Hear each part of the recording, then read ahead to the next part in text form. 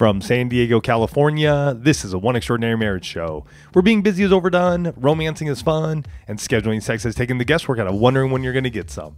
I'm Tony DeLorenzo, your co-host, along with my beautiful wife, Elisa. From coast to coast and around the world, thank you for joining us. It's time to talk sex, love, and commitment. Give us a call or text us on the HUG hotline at 858-876-5663 or send us an email to hugs@oneextraordinarymarriage.com. This is part 6 in our series, Let's Talk About Sex. This week, we're dealing with what happens when health gets in the way. And an anonymous quote to start today's show that says, "When I is replaced with we, even illness becomes wellness." And there's a big shift that happens when the two of you face that together as a we. And we start each and every One Extraordinary Marriage show with a hug. And a hug is an opportunity for you to hear from a couple whose lives are being transformed, who are taking action and seeing change happen in their marriage. And this hug comes from an Instagram message we received that says, "I have been listening to your podcast for about 2 weeks now, and I love it.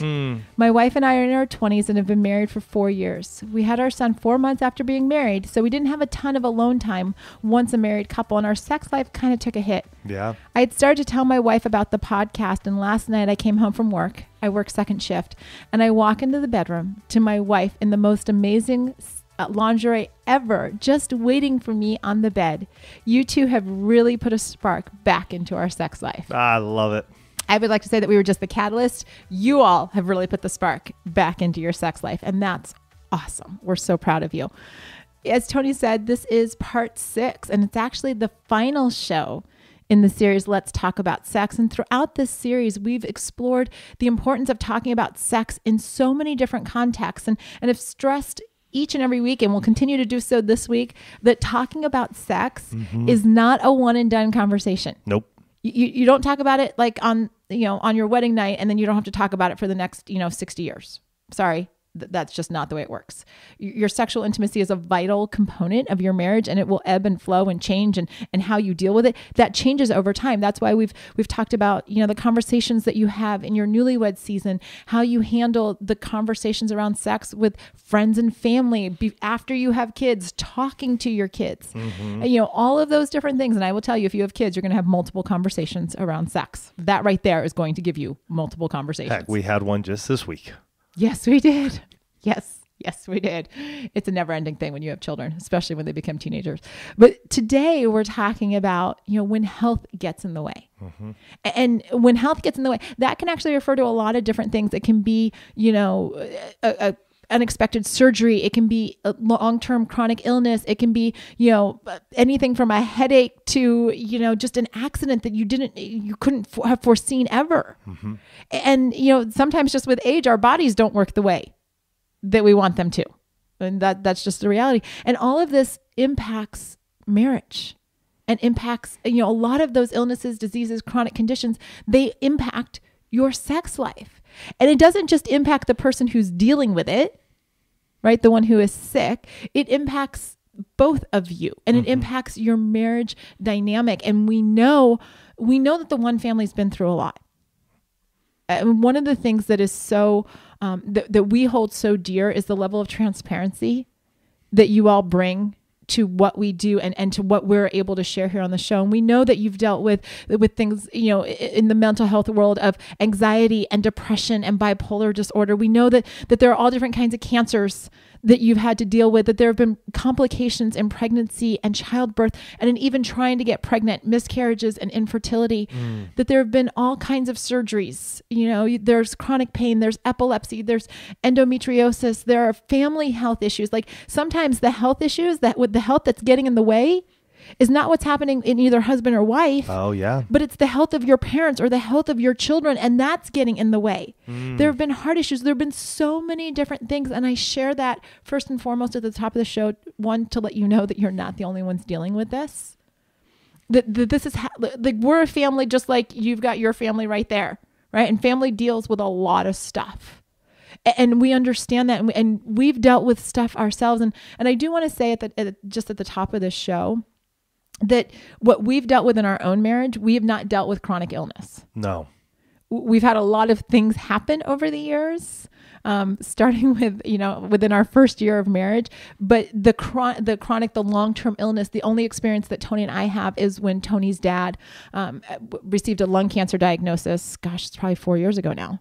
5 years ago. And, so that's been our experience. And so what we're sharing is some of our experience. We also went to the Summit Partners. We in the Position of the Month Club, the Summit Partners, when we told them we were doing this show, a number of them stepped up and said, hey, we want to share our stories and we want to share what we've walked through. And so it's going to be an aggregate of that, because the wisdom that they brought to really round out this show is amazing. And in our marriage, just some of the things that we faced, and we've shared it on the show before, we've had elective surgeries. Right. Yeah. We talked about it a few weeks ago. The fact that I did have a tubal ligation, that was an elective surgery, and the recovery from that. I do have breast implants. So elective plastic surgery.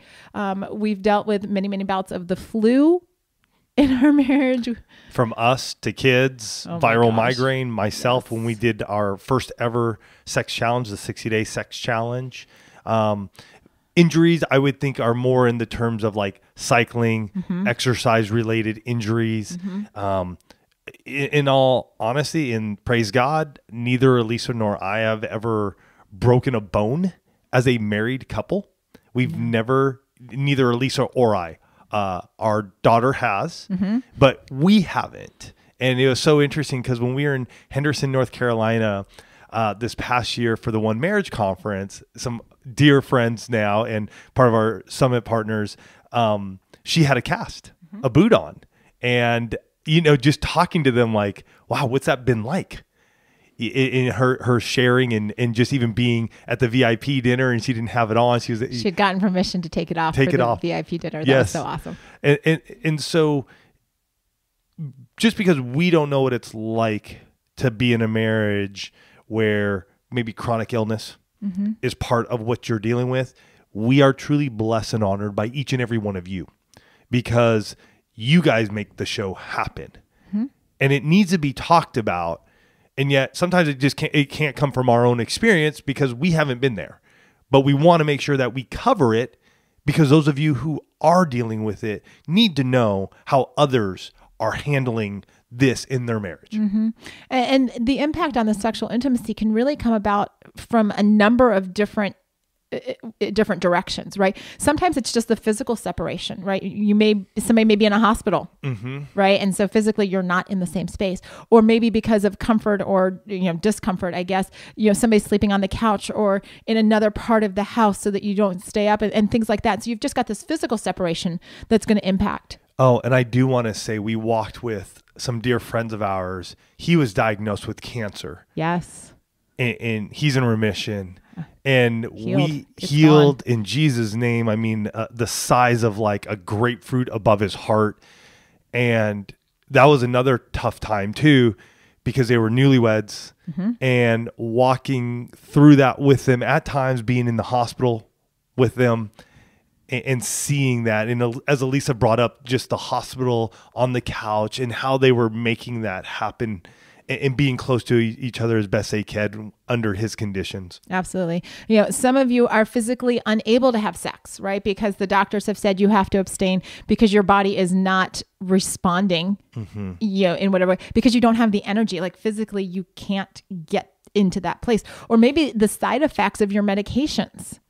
Like one of the things that I think often gets overlooked when people are taking many, many different types of medications is that it impacts your libido. It impacts, your ability to perform. It impacts all of those things. And it sometimes gets overlooked when they're telling you about the side effects.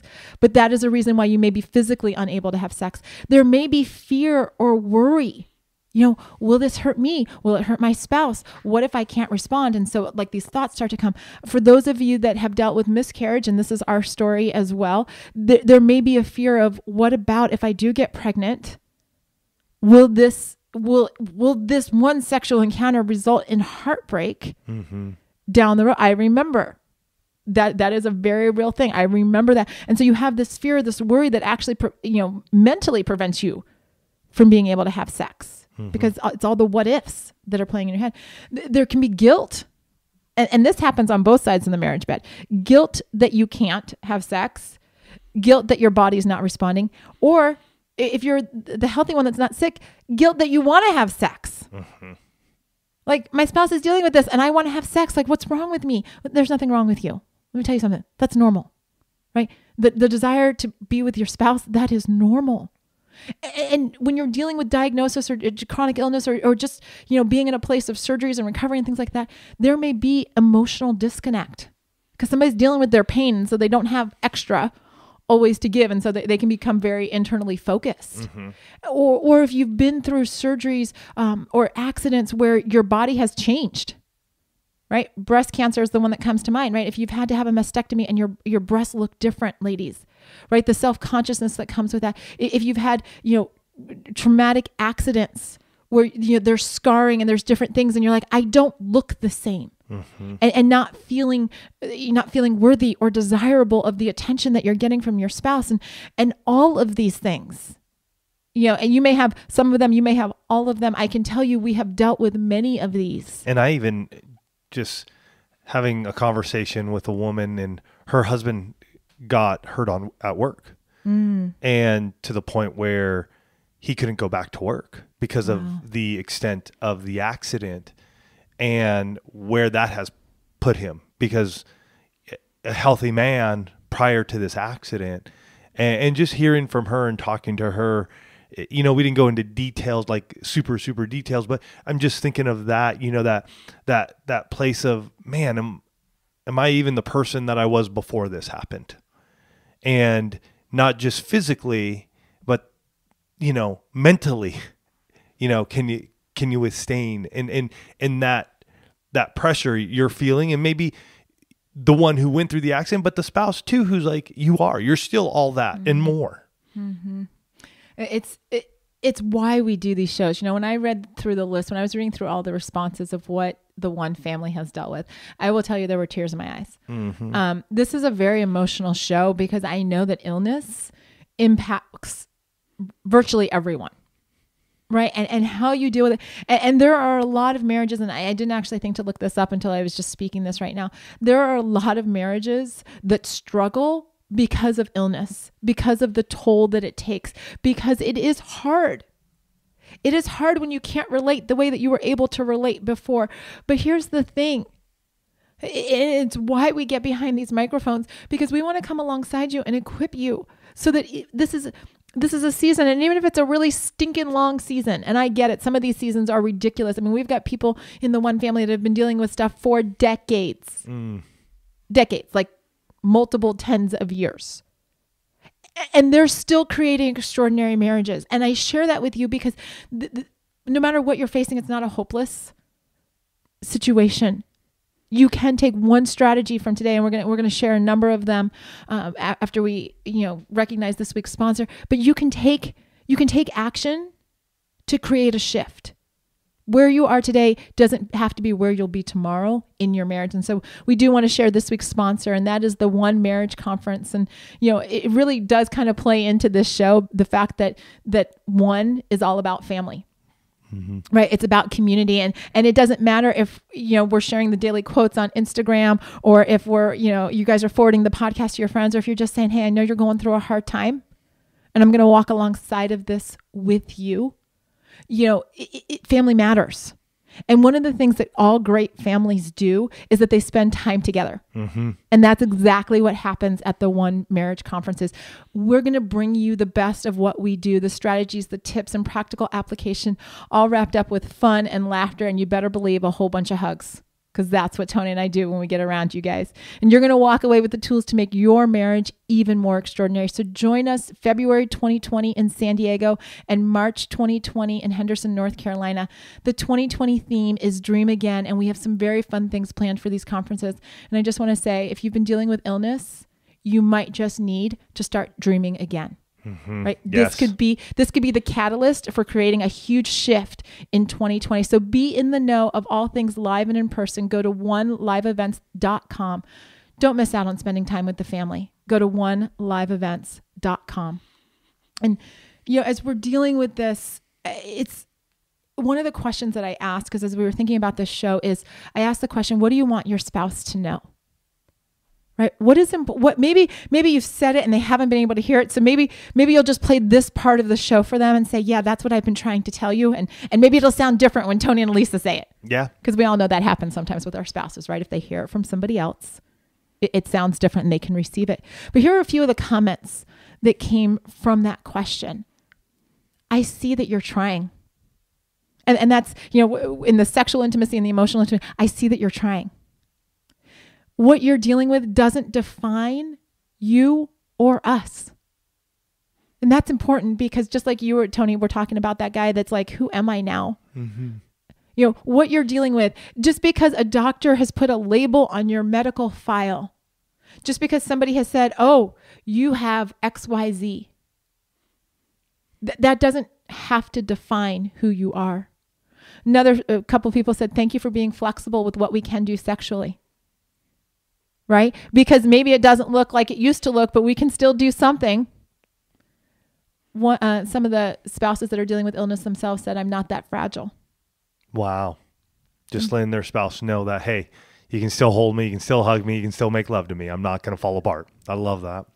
On both sides, I'm not going anywhere. I think that's a big one. Letting your spouse know that you're there for them, even through this time, because I think one of the biggest areas folks feel like something's gonna happen is their spouse is gonna walk away, right? It's just too hard. Yeah, it's too hard. I don't want to deal with you anymore, and so fear just really starts to wreck them.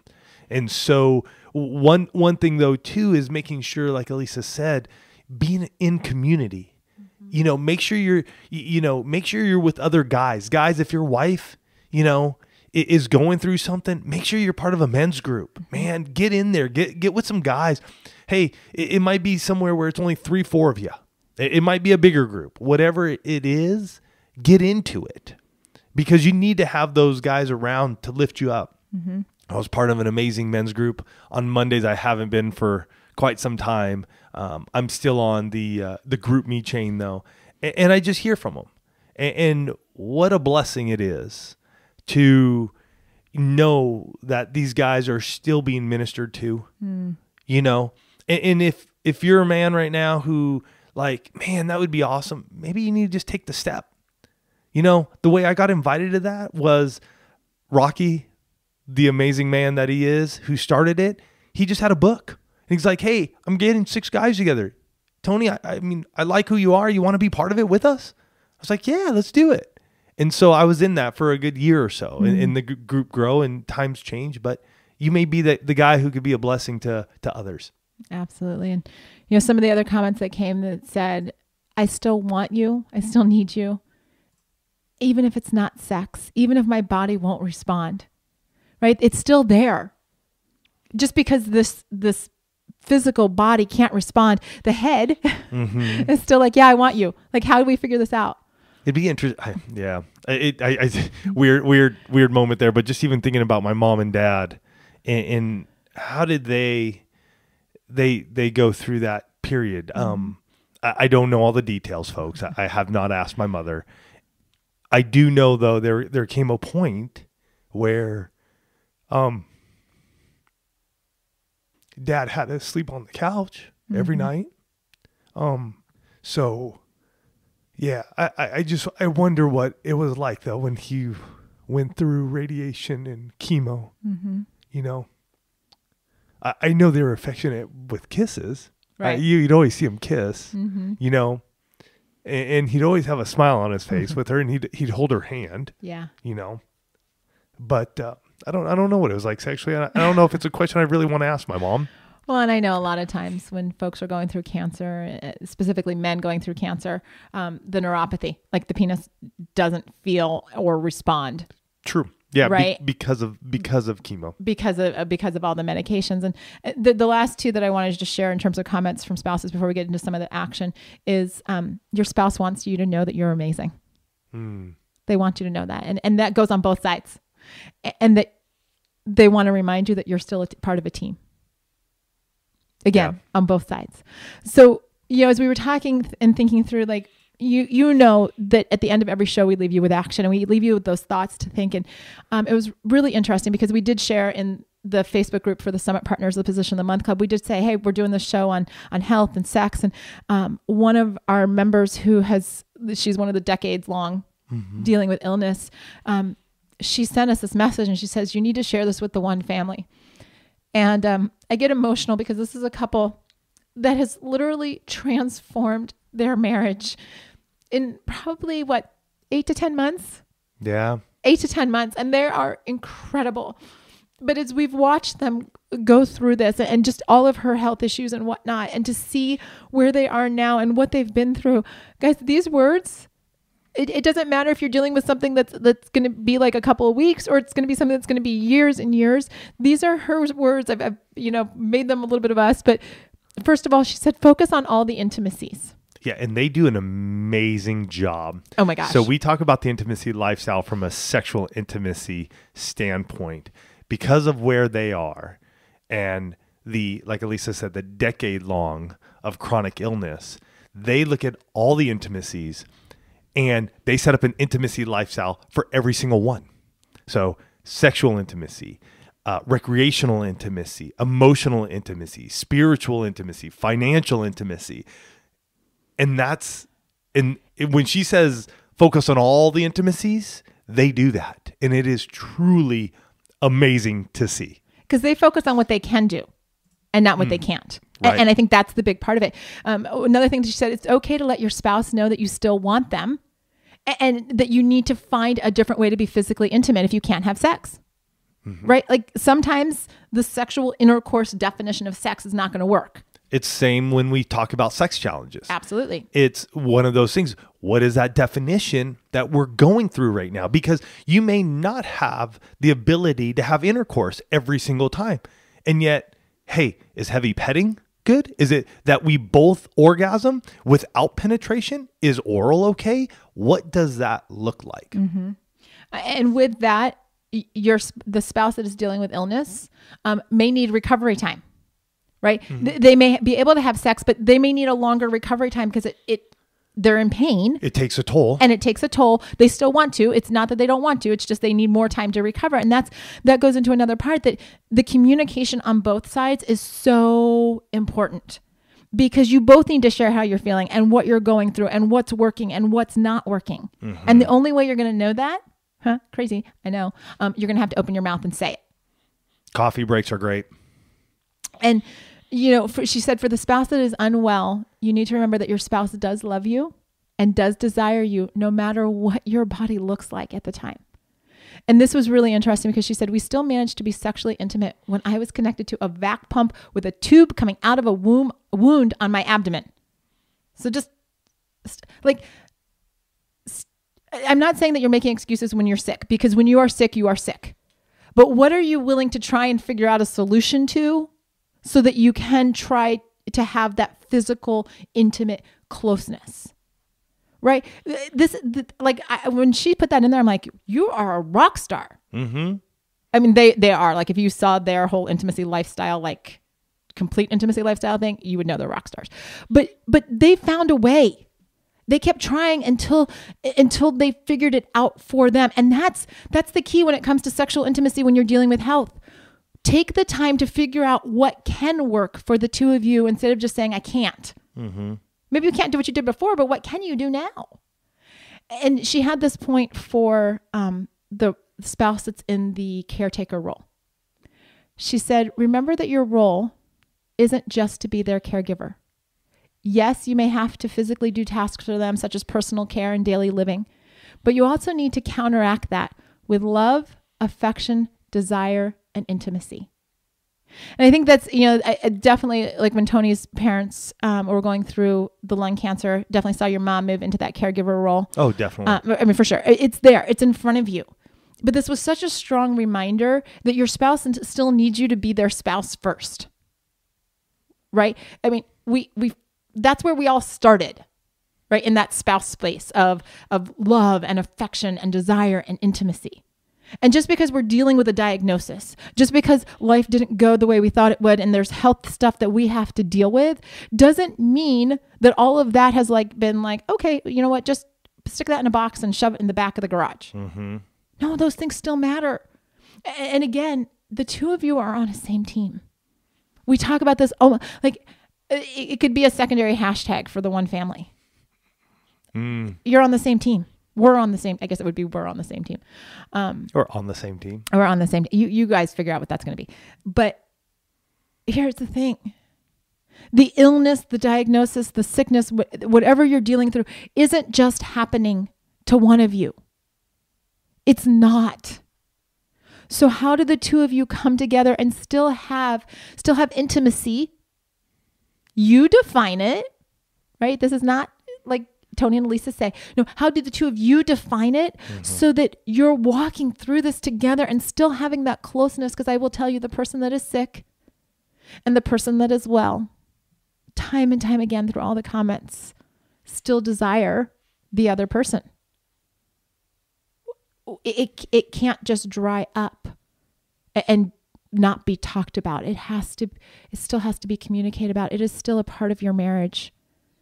What does it look like now? Yeah. And if you'd like to join us in the Position of the Month Club, join us.